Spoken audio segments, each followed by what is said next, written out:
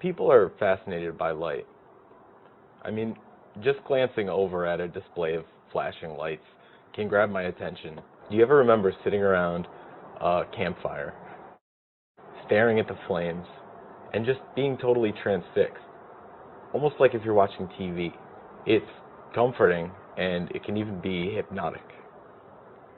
Recently, technology has made creating light a whole lot easier to do. For that, we have this little guy to thank.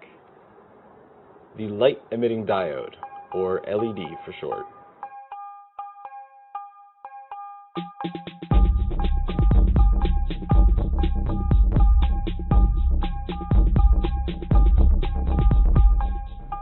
LEDs have a lot of different uses, from a simple power on indicator to traffic signals.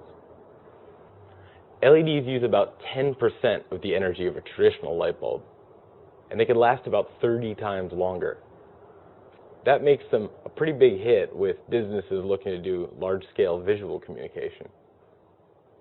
The first person to ever report the effects of a light-emitting diode was researching another form of communication. In 1907, a man by the name of H.J. Round was researching radio waves for Marconi Labs. He was using a device called a cat's whisker detector, which, no, does not contain any cats or part of cats. Round was searching for a sweet spot on a crystal of silicon carbide when he noticed something odd. Part of the crystal started to glow. It lit up a pale yellow. And that was an LED. H.J. Round's crystal experiment was so cool and simple that I had to try it myself. So I got a piece of silicon carbide, then I hooked that up to the positive lead on my power supply with an alligator clip. I hooked a little sewing needle to the ground on my power supply. And then I began to search for light-emitting zones.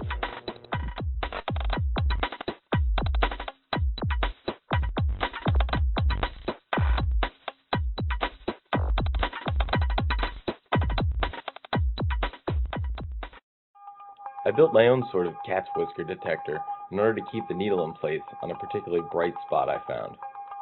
Now I can sit back and enjoy the warm glow of a homemade LED anytime I choose, even though it's pretty dim, but it's still cool. As far as we know, Round's research into light-emitting crystals ended here, which is a shame because he was definitely onto something. But of course, that's not the end of the story. 15 years later, in Imperial Russia, a scientist and inventor named Oleg Vladimirovich Losev noticed that certain diodes in radios started to glow a bit when in use. Losev conducted a lot of heavy research and published his findings in several languages, but sadly, they seem to have gone unnoticed. It wasn't until 1962 that a visible light-emitting diode was made practical by Nick Holonyak, working at General Electric. He's widely known as the father of the LED. The technology that Holonyak brought to the public is remarkably similar to our crystal experiment. A thin metal wire connects one side of the circuit to a small piece of semiconductive material on the other side. The LED's two leads are cut to different lengths to show you how it should be connected. The longer one is called the anode, and that connects to positive. And the shorter is the cathode, and that goes to negative. To power an LED, you can just use a simple coin cell, this is the CR2032, and just make sure the longer lead is on the positive side, which is wider and smoother, and the negative is on the other. If you plan to use a battery, let's say a 9-volt, you'll also need a resistor to limit the current so that we don't burn out the LED. Connect negative to the cathode, the shorter lead, and we'll put a 470 ohm resistor between the positive battery and the anode.